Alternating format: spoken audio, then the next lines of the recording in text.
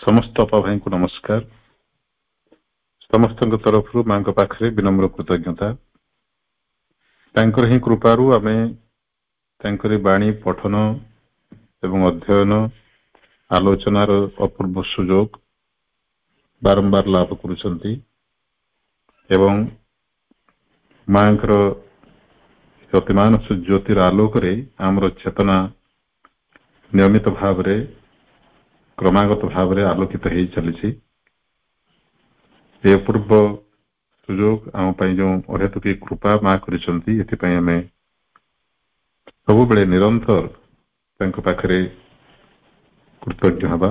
ଏ କୃତଜ୍ଞତାର ଭାବଟି ସବୁବେଳେ ଆମେ ବଜାୟ ରଖିବା ଦରକାର। ଆଜିର ଯେଉଁ ଆଲୋଚ୍ୟ ପ୍ରସଙ୍ଗ, ଆମେ ସଦା ତରୁଣ ରହିବା କିପରି, ଏ ପ୍ରସଙ୍ଗ ଉପରେ ଆମେ ପ୍ରଭୁଙ୍କର ଏବଂ ମାଙ୍କର ବାଣୀକୁ ଆଧାର କରି ଆଲୋଚନା କରିବା। ପ୍ରଥମେ ମୁଁ କ୍ଷମା ମାଗି ନେଉଛି ଯେ ଏ ପ୍ରସଙ୍ଗ ଉପରେ ମାଙ୍କର କିଛି ଲେଖା ମୋର ହସ୍ତଗତ ହେଇଛି, କିଛି ବାଣୀ ହସ୍ତଗତ ହେଇଛି, କିନ୍ତୁ ଯେତେ ସଂଗ୍ରହ କରିବା କଥା ମୁଁ କରିପାରି ନାହିଁ, ଖୋଜିବା ପାଇଁ ସମୟ ପାଇଲି ନାହିଁ। ତଥାପି ମୋର ଅନୁଭୂତିରୁ ମାଙ୍କର ଏବଂ ପ୍ରଭୁଙ୍କର ବାଣୀର ଆଧାରରେ ଯାହା ଏପର୍ଯ୍ୟନ୍ତ ମୋର ଉଦ୍ବୋଧ ହେଇଛି ତାକୁ ଉପସ୍ଥାପନ କରିବା ପାଇଁ ଚେଷ୍ଟା କରିବି।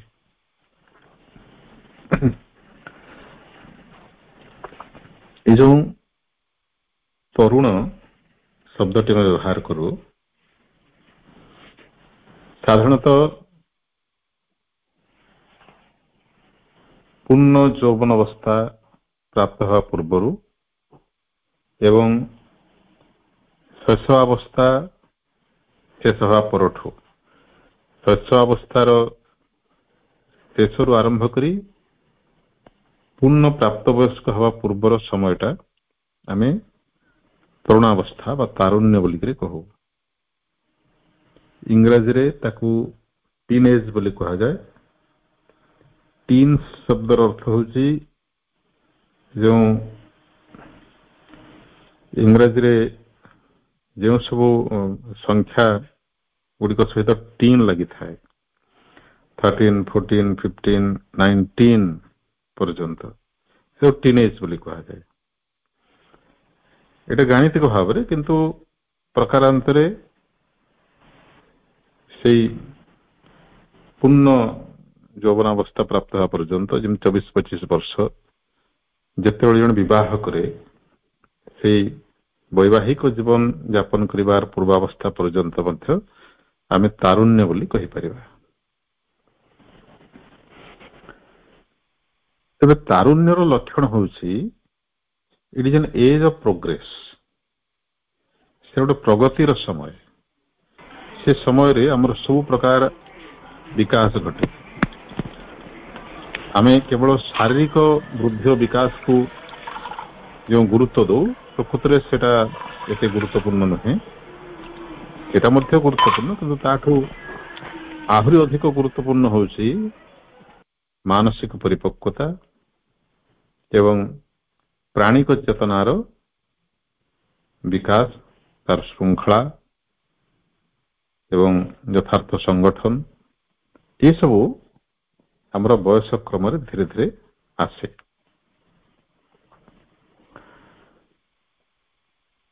ତେଣୁ ତାରୁଣ୍ୟ ସମୟଟା ବୃଦ୍ଧି ଓ ବିକାଶର ସମୟ। ବୃଦ୍ଧି କହିଲେ କେବଳ ଆକାର ଆୟତନ ବୃଦ୍ଧିକୁ ବୁଝେଇଥାଏ। ବୃଦ୍ଧିଟା ହେଉଛି ମେଟେରିଆଲ, ଫିଜିକାଲ, କିନ୍ତୁ ବିକାଶଟା ହେଉଛି କ୍ୱାଲିଟେଟିଭ। ଗୁଣଗତ ଅଭିବୃଦ୍ଧିକୁ ଆମେ ବିକାଶ ବୋଲି କହୁ। ଏବଂ ଗଭୀର ଭାବରେ ଅଧ୍ୟୟନ କଲେ ଆମେ ଦେଖିବା ଯେ ବୟସ କ୍ରମରେ ଆମର ବୃଦ୍ଧି ଯାହା ହେବା କଥା ତ ହେଇଥାଏ। ଯଦି ଜଣେ ଶାରୀରିକ ଭାବରେ ସୁସ୍ଥ ଥାଏ, ରୋଗୀ ହେଇନଥାଏ, ତାହେଲେ ତାର ବୃଦ୍ଧି ଯଥାର୍ଥ ଭାବରେ ହେଇଥାଏ। ଯଦି କୌଣସି ମାଲନ୍ୟୁଟ୍ରିସନ ବା ଅପପୁଷ୍ଟିର ଶିକାର ହେଇନଥିବ, ଉପଯୁକ୍ତ ଖୋରାକ ଯଦି ମିଳୁଥିବ ଏବଂ ରୋଗାଗ୍ରସ୍ତ ହୋଇନଥିବ ତାହେଲେ ବୃଦ୍ଧି ପ୍ରାକୃତିକ ଭାବରେ ଯେମିତି ହେବା କଥା ହୁଏ। କିନ୍ତୁ ଚେତନାର ବିକାଶ, ପ୍ରାଣିକ ମାନସିକ ଏବଂ ଅନ୍ନମୟ ଚେତନାର ଯେଉଁ ବିକାଶ ଘଟିବା କଥା, କ୍ୱାଲିଟେଟିଭ ଡେଭଲପମେଣ୍ଟ, ଏଇଟା ଖୁବ କମ ପରିମାଣରେ ହୁଏ। ମୋଟେ ହୁଏ ନାହିଁ ବୋଲି କହିହେବ ନାହିଁ, କିନ୍ତୁ ଆଶାନୁରୂପ ହୁଏ ନାହିଁ। ବୃଦ୍ଧି ଯେଉଁଭଳି ଭାବରେ ଆଶାନୁରୂପ ହେଇଥାଏ, ବିକାଶଟା ସେଭଳି ଆଶାନୁରୂପ ହୁଏ ନାହିଁ। ତେଣୁ ତରୁଣାବସ୍ଥାରେ ଆମର ଶାରୀରିକ ଗୁଣାବଳୀ ତ ବିକଶିତ ହେଇଯାଏ, କିନ୍ତୁ ପ୍ରାଣିକ ଚେତନାର ପରିପକ୍ୱତା, ମାନସିକ ଚେତନାର ପରିପକ୍ୱତା ଯାହା ଲାଭ ହେବା କଥା ସେଟା ପ୍ରାୟ ହୁଏ ନାହିଁ। ତାର କାରଣ ହେଉଛି ଉପଯୁକ୍ତ ଶିକ୍ଷାର ଅଭାବ। ଆମର ଶିକ୍ଷା ବ୍ୟବସ୍ଥାରେ ଏପର୍ଯ୍ୟନ୍ତ ଯେଉଁ ସବୁ ଦିଗ ଗୁଡ଼ିକ ଦୃଷ୍ଟିପାତ କରାଯିବା କଥା ସେଟା ହେଇନାହିଁ।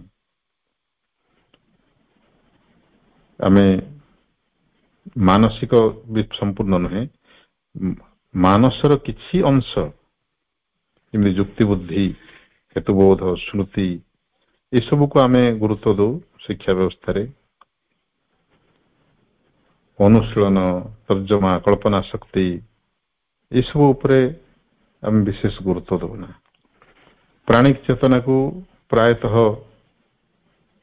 ଅବହେଳା କରାଯାଇଥାଏ। ଶାରୀରିକ ବିକାଶକୁ କିଛି ମାତ୍ରାରେ ଧ୍ୟାନ ଦିଆଯାଇଥାଏ ଖେଳ, କସରତ ଇତ୍ୟାଦି ମାଧ୍ୟମରେ।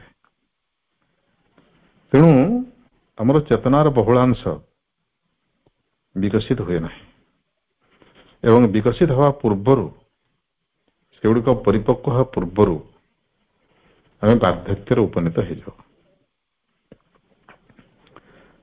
ବାର୍ଦ୍ଧକ୍ୟର ପୁଣି ଗୋଟେ ନିର୍ଦ୍ଦିଷ୍ଟ ସଂଜ୍ଞା ଦିଆଯାଇ ପାରିବ ନାହିଁ।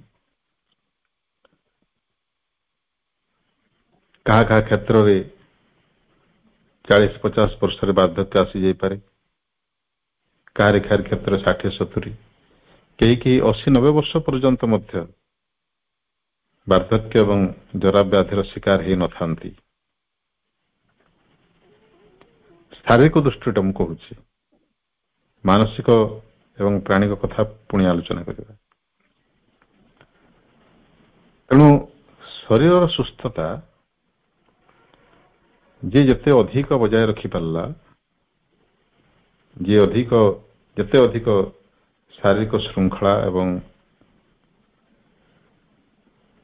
ସଂଗତିପୂର୍ଣ୍ଣ ନିୟମାବଳୀର ପାଳନ କରିପାରିଲା, ସେ ତାର ଶାରୀର ଚେତନାକୁ ସେତେ ନମନୀୟ କରି ରଖିପାରିବ। ଯେତେ ନମନୀୟ ହେବ, ସେତେ ଅଧିକ କାଳ ସୁସ୍ଥ ରହିବ, ନିରୋଗ ରହିବ।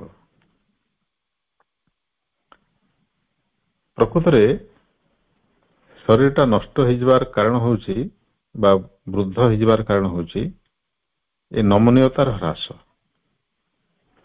ତରୁଣାବସ୍ଥାରେ ଏବଂ ଶେଷ ଅବସ୍ଥାରେ ଯେତିକି ନମନୀୟ ଥାଏ ଆମର ଅଙ୍ଗ ପ୍ରତ୍ୟଙ୍ଗ, ଧୀରେ ଧୀରେ ଧୀରେ ଧୀରେ ସେ ନମନୀୟତା କମି କମିଯାଏ ଏବଂ ଆମେ ବୃଦ୍ଧ ହେଇଯାଉ। ଆମର ବୃଦ୍ଧ ବାର୍ଦ୍ଧକ୍ୟର ନିୟମଟା ହେଉଛି in proportion to the loss of flexibility and aging, ଏ ଦିଟା ହେଉଛି ପ୍ରତିଲୋମୀ ବା ଇନଭର୍ସଲି ପ୍ରୋପୋର୍ସନାଲ। ଆପଣମାନେ ବୁଝିପାରୁଥିବେ। ତେବେ କେହି ବି ଚାହେଁ ନାହିଁ, ସଚରାଚର ଜାତି ଧର୍ମ ବର୍ଣ୍ଣ ନିର୍ବିଶେଷରେ କେହି ବି ଚାହେଁ ନାହିଁ ବାର୍ଦ୍ଧକ୍ୟଗ୍ରସ୍ତ ହେବା ପାଇଁ। ଜରା ବ୍ୟାଧି ମୃତ୍ୟୁ, ଏଇଟା ତ ଆହ୍ୱାନ କାଳରୁ ମଣିଷକୁ କବଳିତ କରି ରଖିଛି ଏବଂ ମଣିଷ ପାଇଁ ଗୋଟେ ଆହ୍ୱାନ ହେଇକି ରହିଛି, ଗୋଟେ ଚ୍ୟାଲେଞ୍ଜ ହେଇକି ରହିଛି। ଆମେ ସମସ୍ତେ ଚାହୁଁ ଦୁଃଖ ବିହୀନ ପରମ ସୁଖ, ଏମିତି ଗୋଟେ ଜୀବନ ଯୋଉଠି ଜରା ବ୍ୟାଧି ଏବଂ ସର୍ବୋପରି ମୃତ୍ୟୁ ନଥିବ।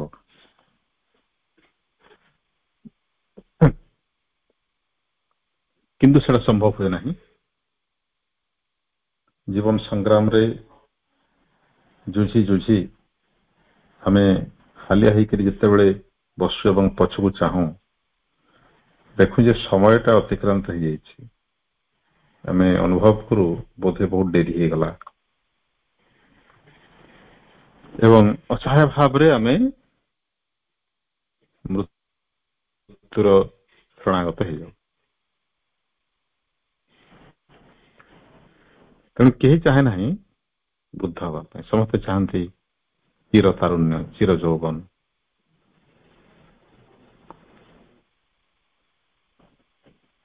देवलोक रे स्वर्गलोक रे सेठी वार्धक्य नाही जरा व्याधि मृत्यु नाही सेठी चिर यौवन रही किंतु सेटा मध्य हमर काम नहीं कारण सेठी प्रगति भी नहीं प्रगति विहीन गोटे तारुण्य बा यौवन लाभ कौन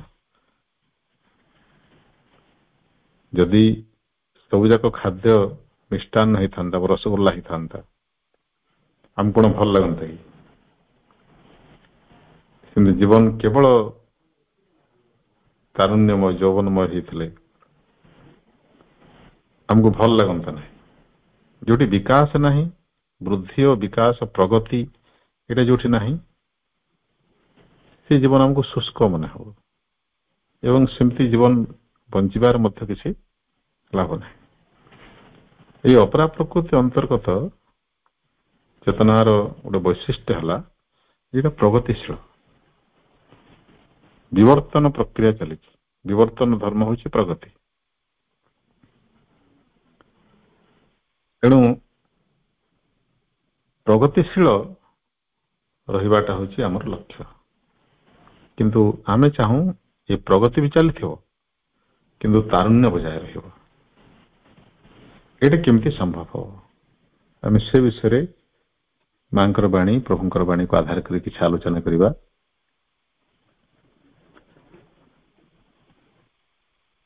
शारीरिक वृद्धि एवं बयसर प्रभाव जेहेतु कालर अधीन आम समस्ते तेणु ये शरीर तो बार्धक्यग्रस्त हम शीघ्र हो विलंब हो आम जिते विलंबित करते भल अवश्य गोटे दृष्टि सामग्रिक दृष्टि हो न पारे किंतु निश्चित भाव यहाँ ग्रहणीय जे निरोग होकर सुस्थ जीवन यापन करवा एवं से निरोग होकर दीर्घायु हवा सेटा वांछनीय एमती आम निज कि अन्य बोझ न हवा से आवश्यक श्रृंखला अवलंबन करवा प्रकृत अधिकांश रोग व्याधि आमको आसी थाए आमर निजर अवहेला एवं असावधानता हेतु अवहेला मुख्यतः दायी असावधानता हूँ तो आमर नियंत्रण बाहर हो पारे किंतु अवहेलाटा हूँ निजर दोष संपूर्ण रूप से कौन करने कथा कौन न करने कथा जाणिक आम विरुद्धाचरण करूँ सत्यर विरुद्धाचार परिणाम तो भोग पड़ो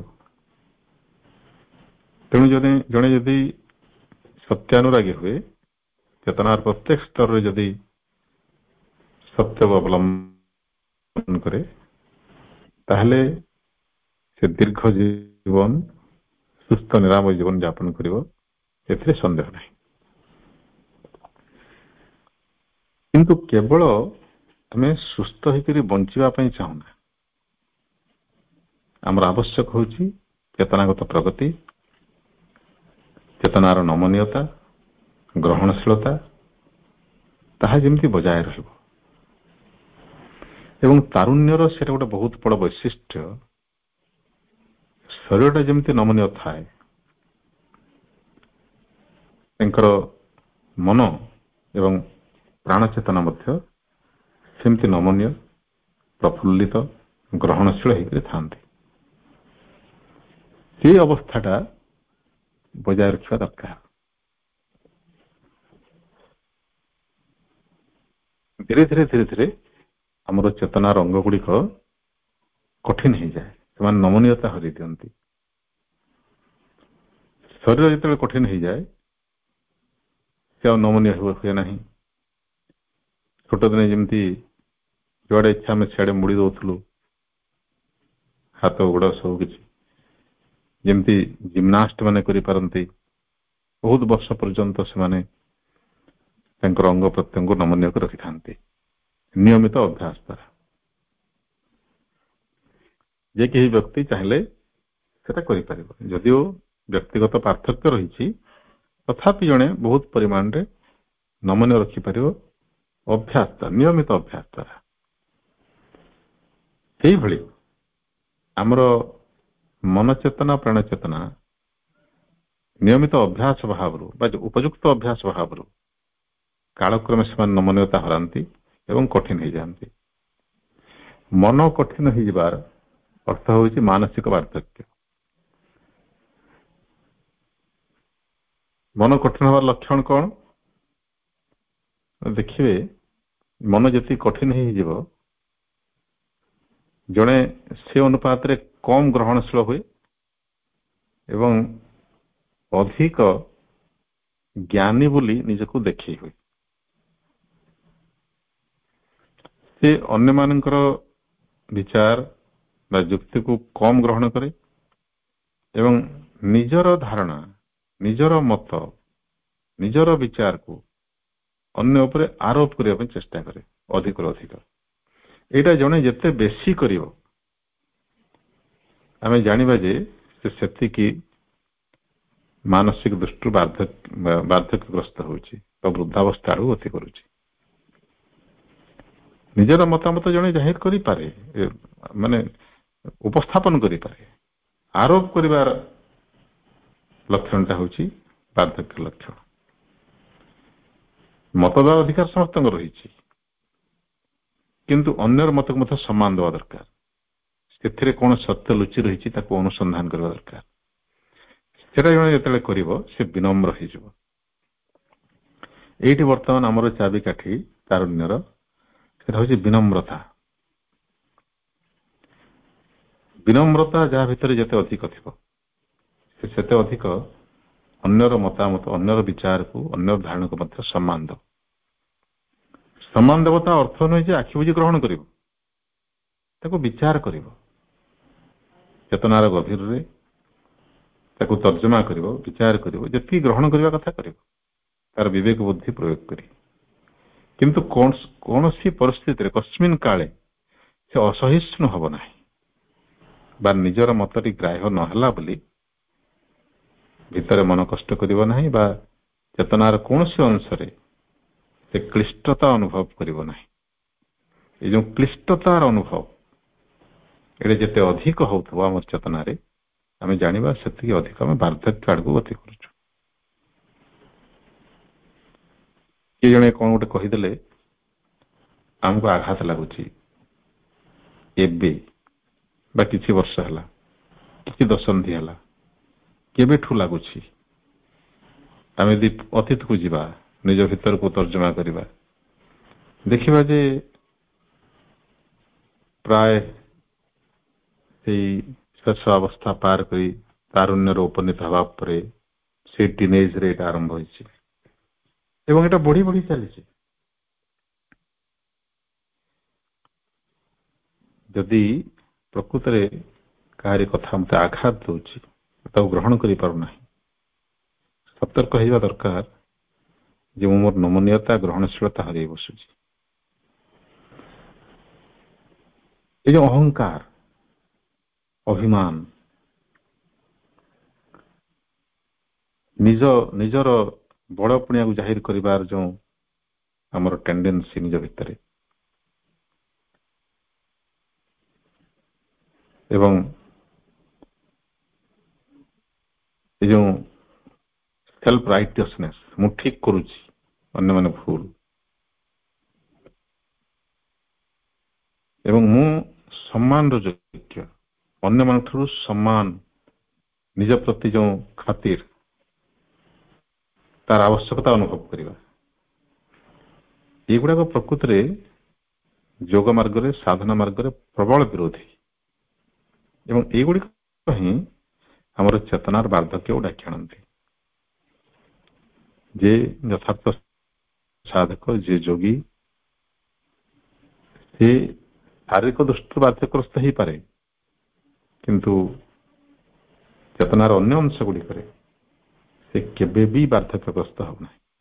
ଜଣେ ଯଥାର୍ଥ ସାଧକ ଯଦି ହେଇଥିବ ସ୍ୱାଭାବିକ ଭାବରେ ତା ଭିତରେ ବିନମ୍ରତା ଗ୍ରହଣଶୀଳତା ବଜାୟ ରହିବ ଏବଂ ସବୁଠୁ ଗୁରୁତ୍ୱପୂର୍ଣ୍ଣ ଯେ ସେ କାହାରିଠାରୁ କିଛି ଆଶା କରିବ ନାହିଁ।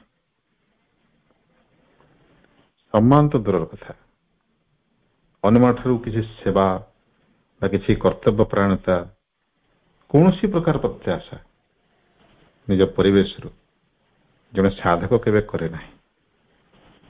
ସେ ଯଦି କିଛି ପ୍ରତ୍ୟାଶା କରେ ନିଜ ଠାରୁ କରେ। ଅନ୍ୟମାନେ କଣ କରିବେ ନ କରିବେ ତାହା ସେ ଭଗବାନଙ୍କ ଉପରେ ଛାଡ଼ିଦିଏ। ଯଦି ତାର ବୃତ୍ତି ବା ତାର ଧର୍ମ ଯଦି ହେଇଥାଏ ଶିକ୍ଷା ଦେବା, ତାହେଲେ ସେ ଦେଇପାରେ। ଅନ୍ୟମାନଙ୍କୁ କର୍ତ୍ତବ୍ୟ ବିଷୟରେ ସଚେତନ କରିପାରେ ଯଦି ସେଟା ତାର ଦାୟିତ୍ୱ ହେଇଥାଏ। ଯଦି ସେଇ ପୋଜିସନରେ ସେ ପଦବୀରେ ତାକୁ ରଖାଯାଇଥାଏ ସେ ତ ଅବଶ୍ୟ କରିବ। କିନ୍ତୁ କେହି କିଛି ନ କଲେ ସେ ନିଜ ଭିତରେ ସନ୍ତୁଳି ହେବ ନାହିଁ, ନିଜ ଭିତରେ ସେ ଆହତ ଅନୁଭବ କରିବ ନାହିଁ ବା ବ୍ୟସ୍ତତା ଅନୁଭବ କରିବ ନାହିଁ।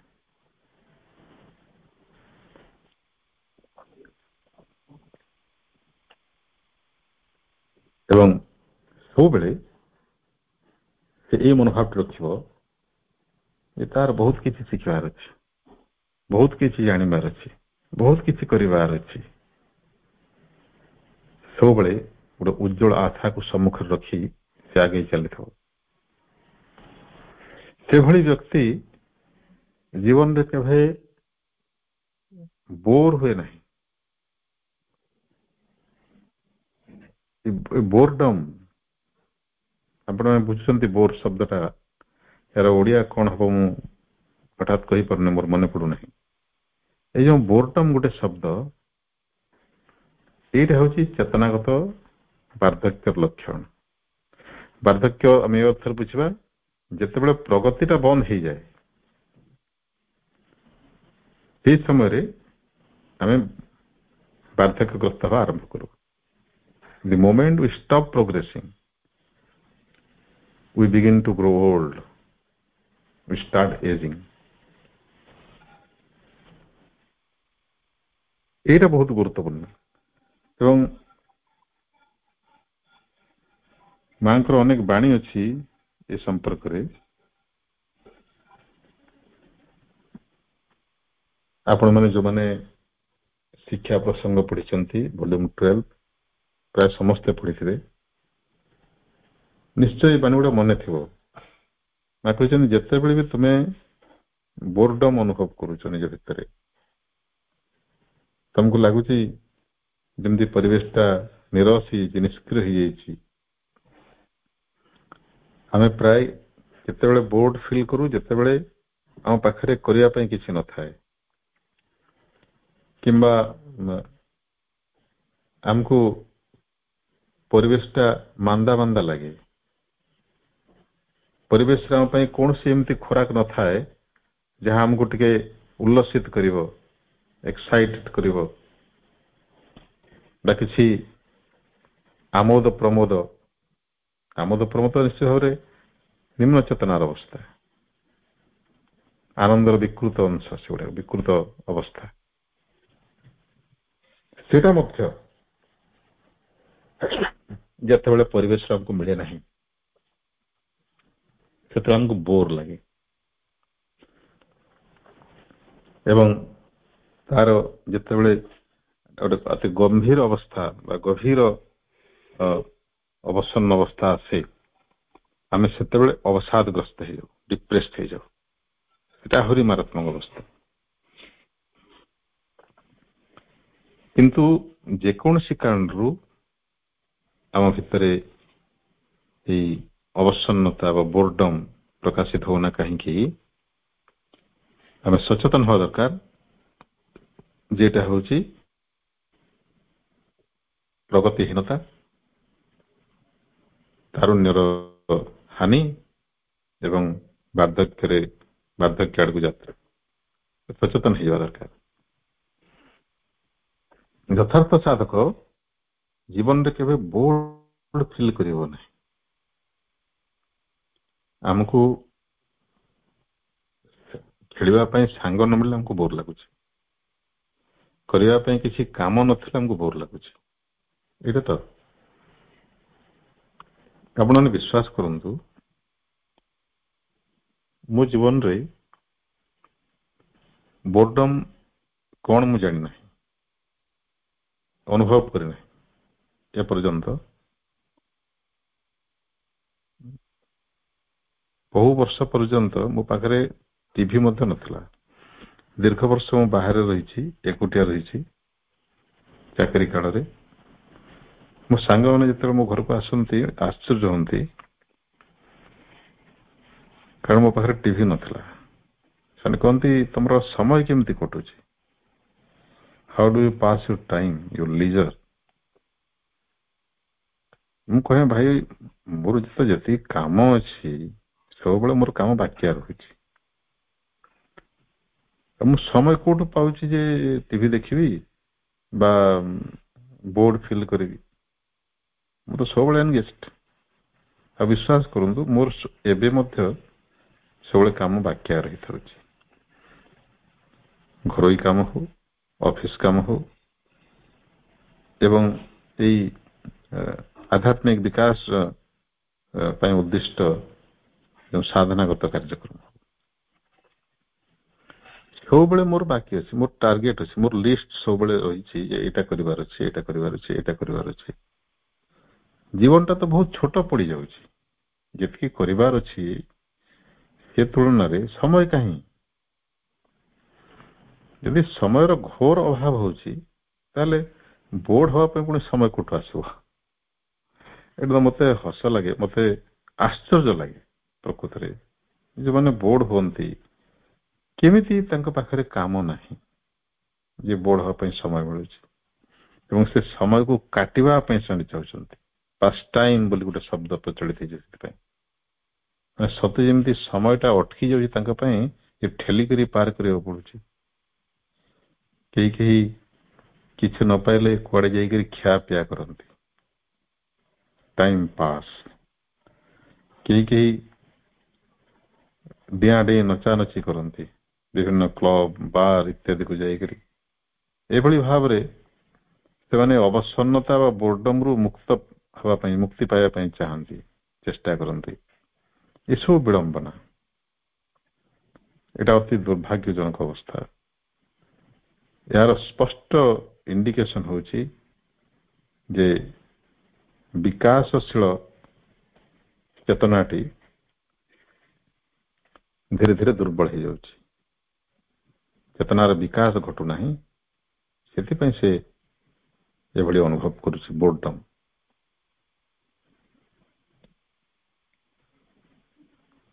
ତା ସହିତ ଆସିଥାଏ ଗୋଟେ ଦୁଃଖ, ଅବସାଦ, ଅନହ୍ୟାପିନେସ୍, ସୋରୋ ଆଉ ଫ୍ୟାଟିକ୍, ଆଉ ତାର ଯେତେ କ୍ଲାଇମେକ୍ସଟା ହଉଛି ଡିପ୍ରେସନ। ମାନେ ସମ୍ପୂର୍ଣ୍ଣ ଅବସାଦଗ୍ରସ୍ତ ହେଇଯିବା, ମୋ ଦ୍ୱାରା କିଛି ସମ୍ଭବ ନୁହେଁ, ଆଉ ଏ ଜୀବନ ବଞ୍ଚିକାର ଲାଭ ନାହିଁ ବା ନିରର୍ଥକ ହେଇଗଲା ଜୀବନଟା, ଏଇଭଳି ଗୋଟେ ଧାରଣା। ଏବଂ ଏ ଅବସ୍ଥା ଏତେ ମାରାତ୍ମକ, ଏ ଅବସ୍ଥାରେ ଜଣେ ଆତ୍ମହତ୍ୟା ବି କରିପାରେ ଏବଂ କିଛି ବି ପଦକ୍ଷେପ, ଅସଙ୍ଗତିମୂଳକ ପଦକ୍ଷେପ ନେଇପାରେ। ଅବସାଦରୁ ସଦାସର୍ବଦା ଦୂରେଇ ରହିବା ପାଇଁ ମା ଆମକୁ ଉପଦେଶ ଦେଇଛନ୍ତି। କୌଣସି ପରିସ୍ଥିତିରେ ବି we should never feel depressed। ଆଶା ଗୋଟେ ଅତି ସକାରାତ୍ମକ ଗୁଣ। ଆପଣ ଶୁଣିଥିବେ ସେ ପାଣ୍ଡୋରା ବାକ୍ସ, ଭାନୁମତିର ପେଡି ଓଡିଆରେ, ଇଂରାଜୀରେ ତାକୁ ପାଣ୍ଡୋରାସ ବକ୍ସ ବୋଲି କୁହାଯାଏ। ସେ ପାଣ୍ଡୋରାର ପେଟିରୁ ଯାହା ସବୁ ତ ବାହାରିଲା, ଯେତେ ସବୁ ଦୁଃଖ, ଦୁର୍ବିପାକ, ରୋଗ, ଯନ୍ତ୍ରଣା, କିନ୍ତୁ ପରିଶେଷରେ ବାହାରିଲା ଗୋଟେ ଉପାଦାନ, ସେଟା ହଉଛି ଆଶା।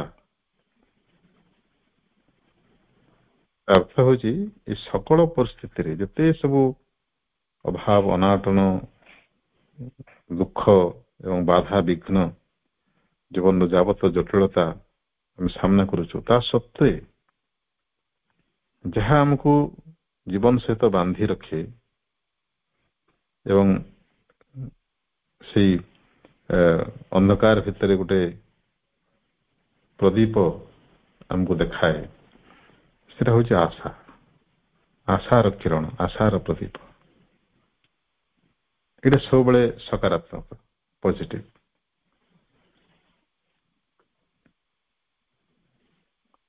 ଜୀବନରେ ଆମେ ଆଶାକୁ କେବେ ହରେଇବା ନାହିଁ। ଆଶା ଗୋଟେ ଦିବ୍ୟ ଗୁଣ ବୋଲି ମା କହିଛନ୍ତି।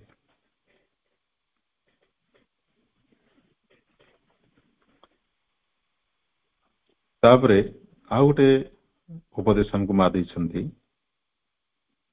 Two keep our eye forever on the future. ଭବିଷ୍ୟତରେ ଦୃଷ୍ଟି ରଖିବା। ଅତୀତକୁ ଦେଖିଲେ ଆମେ ପ୍ରୋଗ୍ରେସ କରିପାରିବାନି। ଅତୀତର ସ୍ମୃତିଚାରଣ କରିପାରୁ, ଅତୀତରୁ ଶିଖିବା ପାଇଁ ଆମେ ଅତୀତକୁ ମନେ ପକାଉ, ଅତୀତର ଭୁଲରୁ ଶିଖିବା ପାଇଁ ଏବଂ ସେ ଭୁଲର ପୁନରାବୃତ୍ତି ଯେମିତି ନ ହୁଏ ତାକୁ ସୁଧାରିବା ପାଇଁ ଆମେ ଅତୀତ ଦେଖୁ, କିନ୍ତୁ ଲକ୍ଷ୍ୟ ସବୁବେଳେ ଭବିଷ୍ୟତରେ ରହିବ। ଯେମିତି ଆମେ ଗୋଟେ ଗାଡି ଚଲେଇଲା ବେଳେ ସବୁବେଳେ ଆଗକୁ ଦେଖୁ, ପାଖକୁ ତା ତଳକୁ ଦେଖିଲେ ଆମେ ଚଳେଇ ପାରିବୁ। ଯେତେବେଳେ ଆମେ ଶିଖୁଥାଉ ଗାଡିଟି, ସାଇକେଲ ବା ମୋଟର ସାଇକେଲ ବା କୌଣସି ଯାନ, ପ୍ରାରମ୍ଭିକ ଅବସ୍ଥାରେ ଯେପର୍ଯ୍ୟନ୍ତ ଆମର ଅଭ୍ୟାସଟା ପରିପକ୍ୱ, ଯଥେଷ୍ଟ ପରିପକ୍ୱ ହେଇନଥାଏ, ସେ ପର୍ଯ୍ୟନ୍ତ ଆମେ ପାଖକୁ ଦେଖୁ ବା ତଳକୁ ଦେଖୁଥାଉ। ସେଟା ଭୁଲ। ଅଭ୍ୟାସ ବଢିବା ସହିତ ଆମର ଦୃଷ୍ଟି ଆଗରେ ଦୂର ରାସ୍ତାରେ ବା ଦୂର ସମ୍ମୁଖରେ ସ୍ଥିର ହୁଏ। ଆମେ ଦୂରକୁ ଦେଖିବାର ଅଭ୍ୟାସ କରୁ। ଏ ଚେତନାଗତ ଦୃଷ୍ଟିରୁ ମଧ୍ୟ ସେଭଳି। ଭବିଷ୍ୟତରେ ଆମେ ଯାହା ହବାର ଅଛି, ଯାହା ଏପର୍ଯ୍ୟନ୍ତ ହଉନାହିଁ, ସେଥିରେ ଆମର ଲକ୍ଷ୍ୟ ନିବଦ୍ଧ ହେବା ଉଚିତ। ତାହେଲେ ଆମେ ପ୍ରଗତିଶୀଳ ହେବା, ଆଗକୁ ବଢିବା।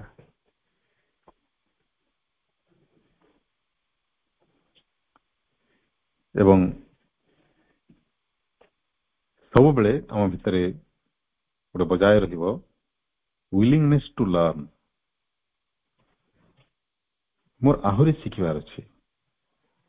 ଜଣେ 80 ବର୍ଷର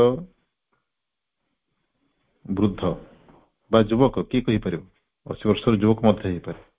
80 ବର୍ଷ ବୟସ ବ୍ୟକ୍ତି, 80 ବର୍ଷ ବୟସ୍କ ବ୍ୟକ୍ତି ବା 90 ବର୍ଷ ବୟସ୍କ ବ୍ୟକ୍ତି, ସେ ମଧ୍ୟ ତରୁଣ ରହିପାରେ ଯଦି ଶିଖିବାର ଇଚ୍ଛାଟା ତା ଭିତରେ ଦୃଢ ଥାଏ, ବଳବତ୍ତର ଥାଏ।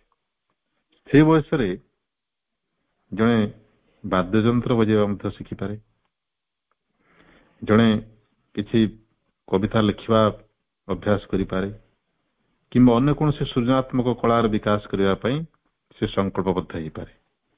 ଏବଂ ବିଶ୍ୱାସ କରନ୍ତୁ, ଶିଖିବା ପାଇଁ କୌଣସି ବୟସ ବି ବିଳମ୍ବ ନୁହେଁ। It is never late to learn anything if one is willing to learn. କେବେ ବି ଡେରି ହେଇଗଲା ବୋଲି ଭାବିବା ନାହିଁ। ଡେରି ବୋଲି ଶବ୍ଦ ନାହିଁ ପ୍ରକୃତି। ଯେମିତି ହିନ୍ଦୀରେ ଗୋଟେ କହନ୍ତି, ଜବ୍ ଜାଗେ ତବ୍ ସବେରା। ଯେ ଯେତେବେଳେ ଜାଗ୍ରତ, ଯାହାର ଚେତନା ଯେତେବେଳେ ଜାଗ୍ରତ ହେଲା, ଏବଂ ଯେପର୍ଯ୍ୟନ୍ତ ଜଣେ ଜାଗ୍ରତ ରହିଛି ସେ ପର୍ଯ୍ୟନ୍ତ ତାର ପ୍ରଭାତ। ଏବଂ ଆମେ ଆଉ ଗୋଟେ କଥା, ଗୁରୁତ୍ୱପୂର୍ଣ୍ଣ କଥା ମନେ ରଖିବା ଦରକାର ଯେ ଏ ଶାରୀରିକ ବାର୍ଦ୍ଧକ୍ୟ ସହିତ ଚେତନାର ଅଭିବୃଦ୍ଧିର କୌଣସି ସମ୍ପର୍କ ନାହିଁ।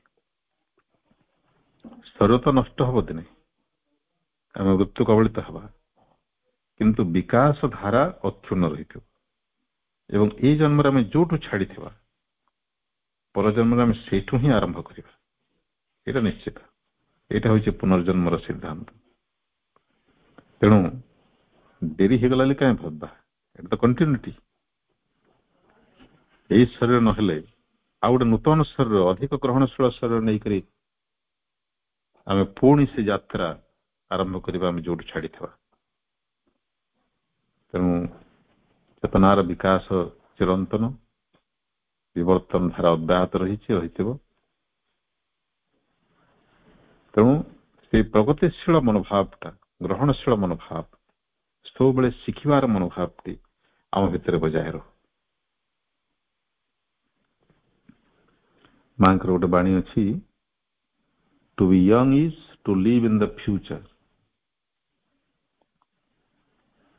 ଯୁବକ ଜଣେ କେମିତି ରହିବ, ତରୁଣ କେମିତି ରହିବ, ଯଦି ଜଣେ ଭବିଷ୍ୟତରେ ବଞ୍ଚିବ, ସେଇଟା ହଉଛି ପ୍ରକୃତ ତାରୁଣ୍ୟ। ଯେ ଭବିଷ୍ୟତରେ ବଞ୍ଚିବ ସେ ଆଶାବାନ ହବ, ଗ୍ରହଣଶୀଳ ହବ, ବିକାଶଶୀଳ ହବ ଏବଂ ବିନମ୍ର ହବ। ଅତୀତକୁ ଛାଡିବାକୁ ପଡିବ। ଅତୀତର ପୁରୁଣା ଅଭ୍ୟାସ ସବୁ ନ ଛାଡିଲେ ଆମର ଯାହା ସବୁ ରହିଛି ପରିବର୍ତ୍ତନ ବିମୁଖତା, ଅଗ୍ରହଣଶୀଳତା, ଏଇଟା ଆମର ଅତୀତ। ଅହଙ୍କାର, ଯେଉଁ ସବୁ ବିଷୟ ପ୍ରତ୍ୟାଖ୍ୟାନ କରିବା ପାଇଁ କୁହାଯାଇଛି ମା ବହିରେ, ଏସବୁ ଆମର ଅତୀତ, ଆମର ଚେତନାର ପୂର୍ବ ଅଭ୍ୟାସ ସବୁ। ଯେହେତୁ ଅଭ୍ୟାସ ଏମାନେ ବଦଳିବା ପାଇଁ ଚାହାନ୍ତି ନାହିଁ, ବଦଳିବାଟା କଷ୍ଟକର ହୁଏ। ସେଥିପାଇଁ ତ ଯେଉଁ ଶିକ୍ଷାର୍ଥୀର ସଂକଳ୍ପରେ କହିଛନ୍ତି, ଅତୀତ ଆହୁରି ବଞ୍ଚି ରହିବାକୁ ଚାହେଁ, କିନ୍ତୁ ତା ବିରୁଦ୍ଧରେ ଆସନ୍ନ ଭବିତବ୍ୟ ମହାଯୁଦ୍ଧରେ ଆମେ ଯେମିତି ସଫଳତା ହାସଲ କରିଥାଉ, ଏଥିପାଇଁ ଆମେ ପ୍ରାର୍ଥନା କରୁଛୁ ଭଗବାନଙ୍କୁ। ତେଣୁ ଅତୀତ ବିରୁଦ୍ଧରେ ଯେଉଁ ସଂଗ୍ରାମ ଭବିଷ୍ୟତର, ଏଥିରେ ଆମକୁ ଗୋଟେ ଅଗ୍ରଣୀ ଯୋଦ୍ଧା, ବୀର ଯୋଦ୍ଧାର ଭୂମିକା ନେବାକୁ ପଡିବ।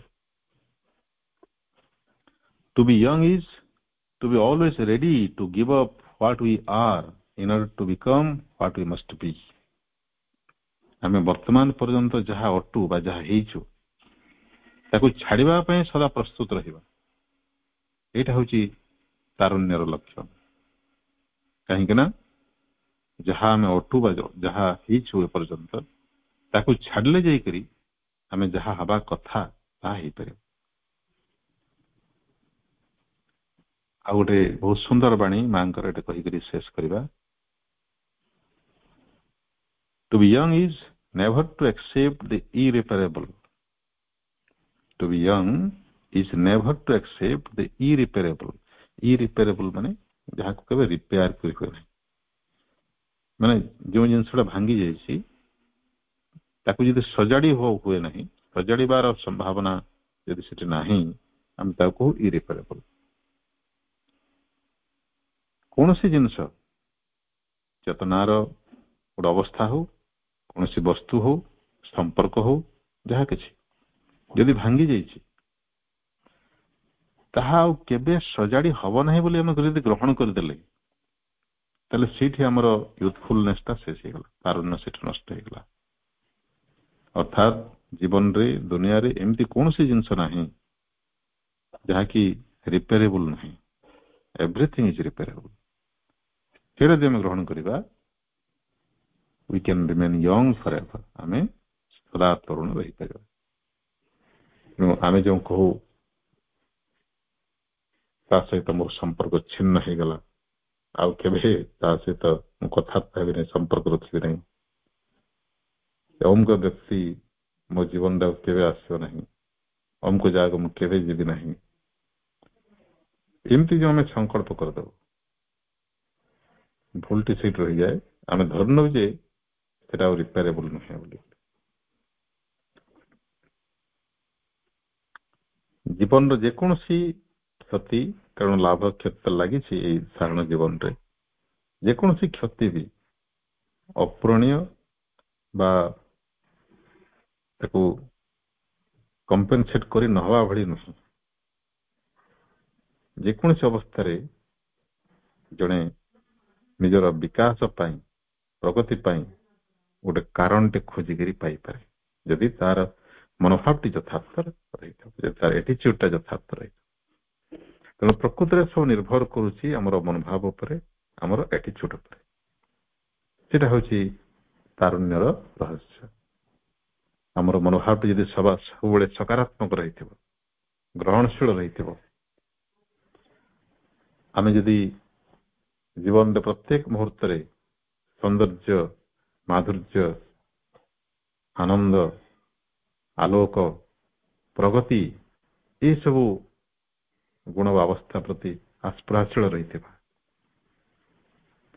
ସେଇ ପ୍ରଗତିଶୀଳ ଆସ୍ପୃହାର ଭାବଟିକୁ ଯଦି ନିଜ ଚେତନାରେ ସବୁବେଳେ ଆମେ ସମ୍ମୁଖ ରଖିଥିବା, ବଳବତ୍ତର ରଖିଥିବା, ତାହେଲେ ଆମେ ଚିର ତରୁଣ ରହିପାରିବା।